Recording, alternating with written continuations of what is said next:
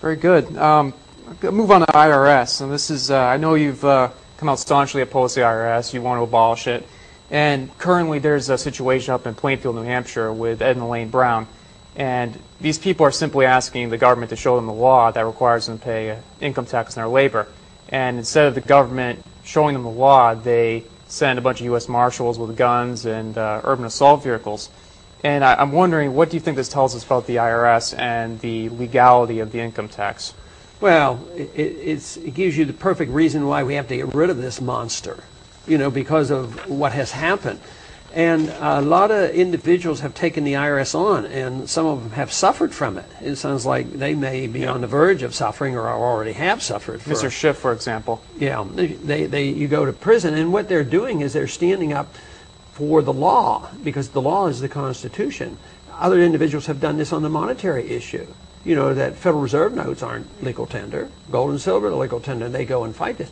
So you fight it at your own risk, because it's civil disobedience according to their system. It's weird that you're breaking the law when you're obeying the Constitution, but that's the point we're at. So in many ways, people who point this out and fight the tax code and fight the monetary system are heroic. I mean, I gave a speech on the House floor just recently and called them the true patriots. But I also point out that it's risky business, and I compare them to people like Gandhi, who's willing to speak out and have and try to bring about change in a peaceful manner. Martin Luther King fought laws that were unfair and unjust, but he suffered too. But it takes people like that to stand up and talk about these things and point it out, instead of us all being zombies and just going along.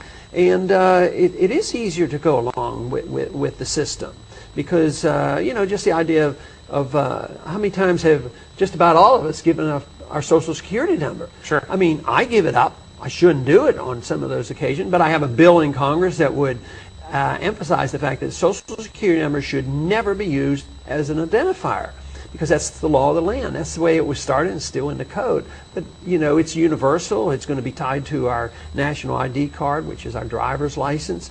So it takes people like the Browns to stand up and bring this to attention. But you know, it's risky business, because government is so omnipotent.